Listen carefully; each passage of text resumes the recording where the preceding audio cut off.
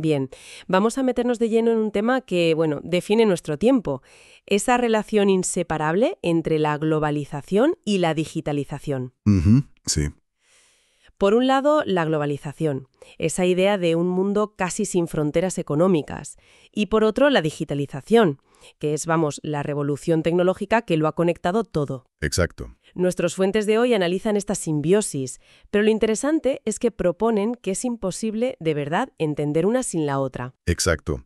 Y es que a menudo se habla de ellas como si fueran dos fuerzas paralelas, que van cada una por su lado. Sí, Pero lo que describen las fuentes es más bien un bucle de retroalimentación.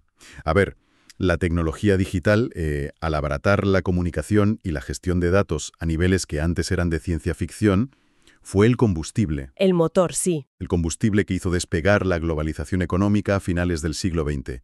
Pero es que al mismo tiempo, la propia globalización, con la apertura de mercados, la caída de aranceles, Claro. hizo que todos esos ordenadores, esos cables de fibra óptica, fueran más baratos y accesibles para todo el mundo. Me gusta mucho esa idea de bucle, porque sugiere que es imposible saber qué fue primero, ¿no? El huevo o la gallina. Justo. La tecnología necesitaba un mercado global para poder expandirse y el mercado global necesitaba, bueno, desesperadamente esa tecnología para existir como lo conocemos hoy. Justo.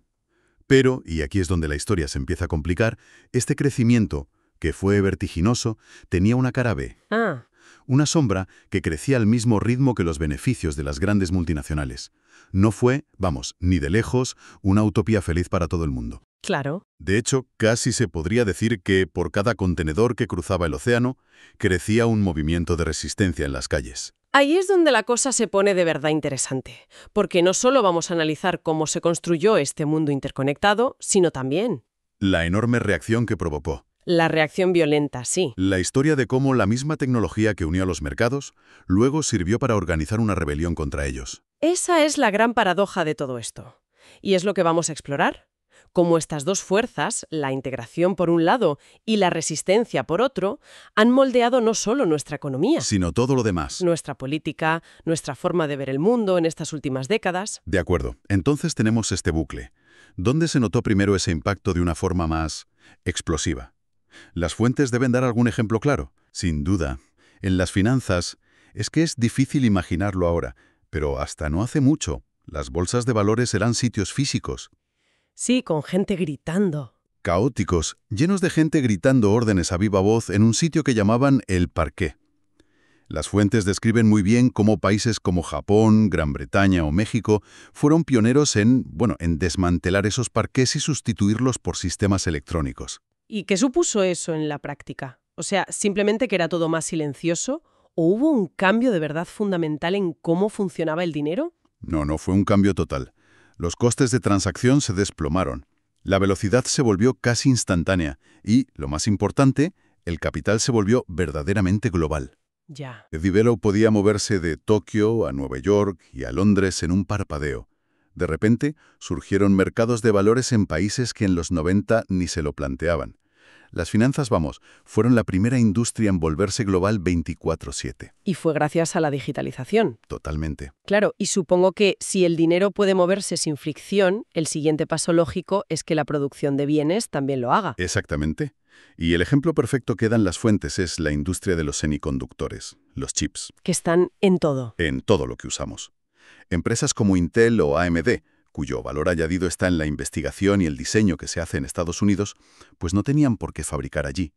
La digitalización les permitió gestionar cadenas de producción increíblemente complejas, Ah, claro. y así establecieron fábricas en Europa o en Asia para estar más cerca de esos otros mercados. Esto crea una forma completamente nueva de organizar el trabajo a nivel mundial, ¿no?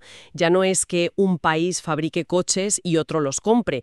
Es una división del trabajo mucho más granular. Piénsalo así.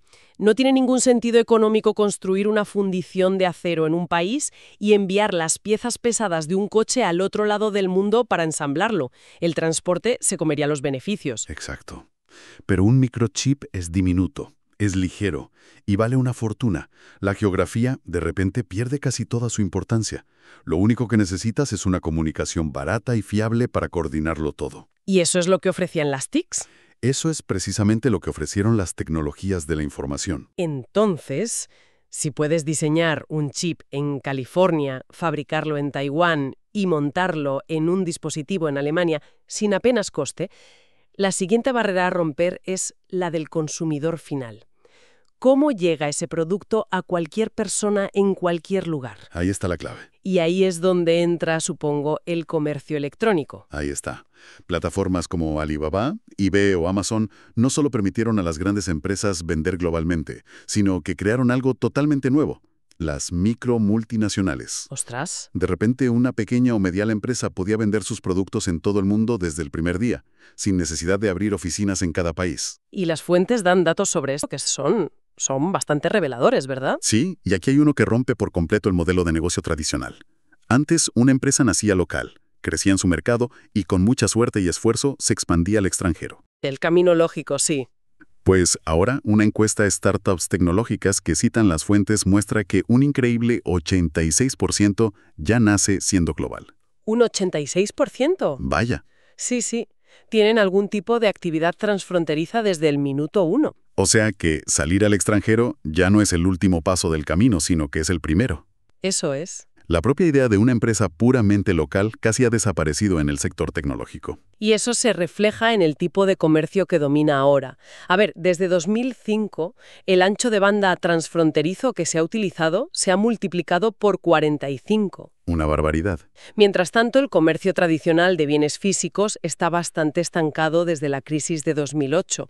La globalización de hoy viaja más por cables de fibra óptica que en contenedores de barcos. Claro, y todo esto fue impulsado por una filosofía económica muy concreta: el famoso Consenso de Washington.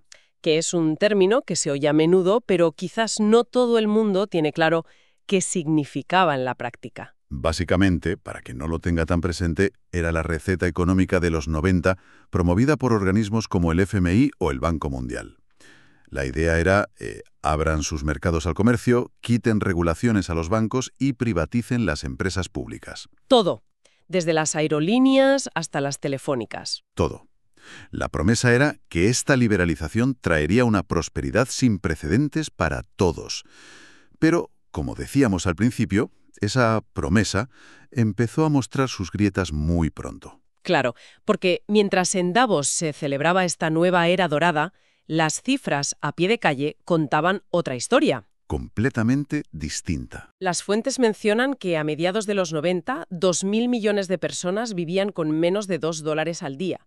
Y en sitios como el África subsahariana, el crecimiento del PIB per cápita se había desplomado. Sí. La marea subía, pero vamos, no estaba levantando todos los barcos. Y toda esa frustración acumulada necesitaba un catalizador, un momento para explotar. Y ese momento llegó en noviembre de 1999 en Seattle. ¿La famosa batalla de Seattle? Exacto.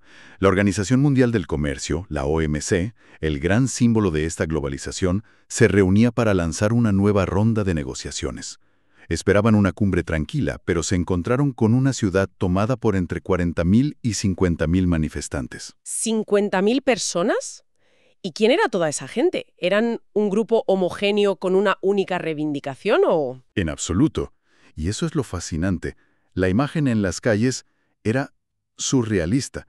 Tenías, por un lado, a los sindicalistas de toda la vida, con sus pancartas, preocupados por la deslocalización de sus empleos a países con salarios más bajos. Los clásicos. Y justo al lado, un grupo de ecologistas vestidos de tortugas marinas, protestando porque los acuerdos de libre comercio no incluían ninguna protección para especies en peligro. Una imagen potente, la tortuga contra el libre comercio. Totalmente. Y para rematar, el famoso bloque negro. Grupos de anarquistas vestidos de pies a cabeza de negro que no estaban para metáforas, sino para la acción directa. Vaya mezcla. Pero lo más irónico de todo, y esto es clave, es que el arma principal que usaron para coordinar esta coalición tan diversa fue Internet. No puede ser. Sí. El ciberespacio llevaba meses bullendo con planes para interrumpir la cumbre. Usaron el motor de la globalización para luchar contra ella. Se habla mucho de la violencia en Seattle. ¿Fue realmente una batalla campal o la realidad es más matizada? Fue un punto clave. La gran mayoría de las protestas fueron pacíficas, desobediencia civil clásica. Vale.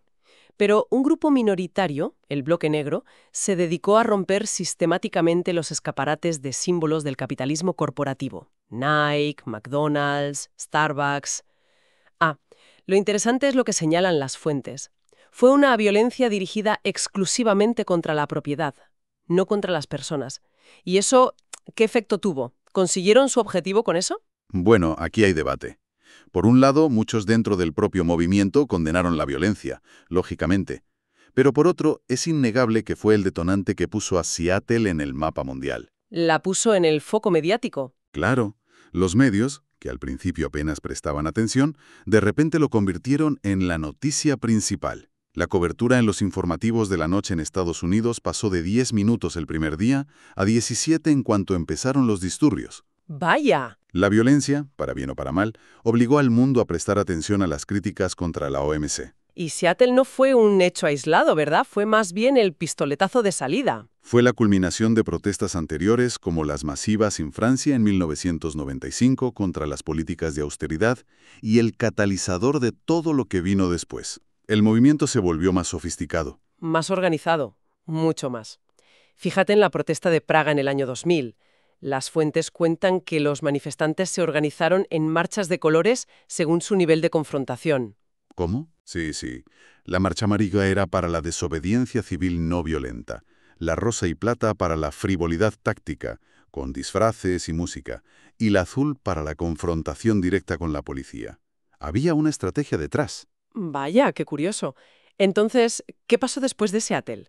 ¿El movimiento se desvaneció o evolucionó? Evolucionó. Se dio cuenta de que no bastaba con protestar, había que proponer.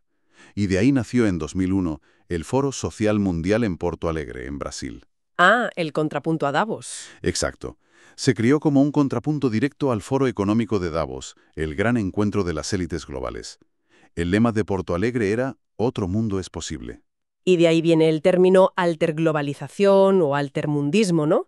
La idea no era ser antiglobalización, sino proponer una globalización diferente. Exacto. No querían volver a un mundo de fronteras cerradas. Lo que criticaban era el modelo neoliberal dominante, el del consenso de Washington.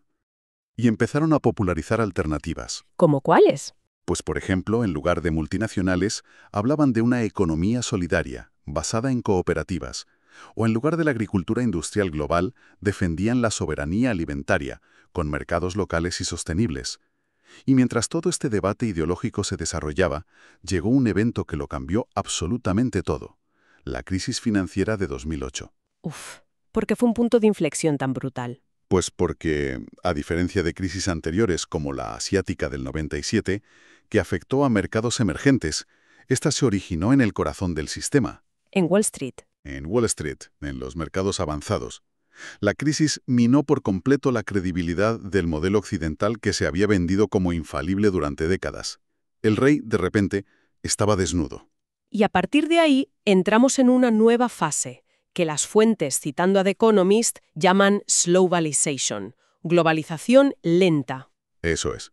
Es una fase caracterizada por varias cosas. Primero, el crecimiento del comercio mundial se frenó en seco. Durante décadas había crecido mucho más rápido que el PIB mundial, pero después de 2008 apenas crecía al mismo ritmo. Se estancó. Y segundo, resurgió el proteccionismo, pero con una nueva excusa. Ya no era solo para proteger empleos, sino por seguridad nacional. Y ahí es donde las tensiones geopolíticas, sobre todo entre Estados Unidos y China, empiezan a jugar un papel fundamental, ¿no? Fragmentando esa economía global que parecía imparable, completamente. Empezamos a oír nuevos términos que reflejan esta nueva realidad. Ya no se habla tanto de offshoring, de llevarse la producción al lugar más barato. Ahora se habla de nearshoring o friendshoring. Exacto. Nearshoring, acercarla a tu país. O friendshoring, producir solo en países que son tus aliados políticos. Las empresas se dieron cuenta de que el riesgo geopolítico es un coste muy real. ¿Y esto significa que el comercio global se está reduciendo? No necesariamente. Lo que está haciendo es redirigirse. Las fuentes ponen el ejemplo de la guerra comercial entre Estados Unidos y China. ¿Sí? El resultado no fue que Estados Unidos importara menos en total, sino que empezó a importar menos de China y más de otros países como Vietnam o México. Claro, que se convirtieron en los grandes beneficiados de esa desviación de flujos comerciales. Justo. La globalización no ha muerto, pero sus arterias están cambiando de trazado. Lo que nos lleva a un presente que es bastante paradójico. Por un lado, la pandemia de COVID-19 nos hizo más digitales y globalmente dependientes que nunca, para trabajar, para comunicarnos, para todo. Sin duda. La digitalización se aceleró de una forma brutal. Pero, por otro lado, el orden político y económico está cada vez más fragmentado. Sí, las tensiones entre grandes potencias dificultan enormemente la cooperación internacional que necesitamos para retos que son, por definición, globales: el cambio climático, la ciberseguridad, futuras pandemias. Claro, estamos en un mundo que está digitalmente más integrado que nunca, pero geopolíticamente más dividido que en mucho tiempo.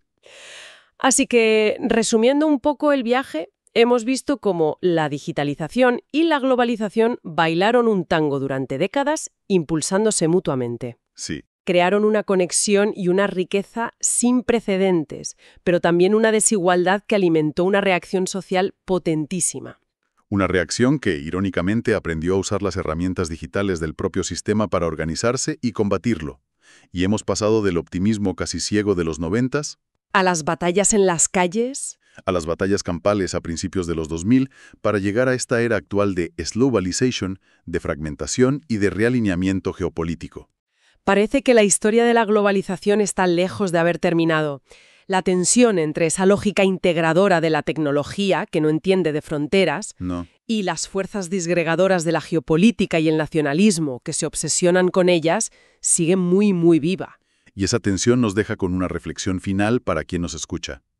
En este mundo donde los paquetes de datos y la información fluyen libremente a través de las fronteras, Sí, pero los bienes, las inversiones y sobre todo las personas se enfrentan a cada vez más barreras y sospechas. ¿Qué tipo de ciudadanía global emerge?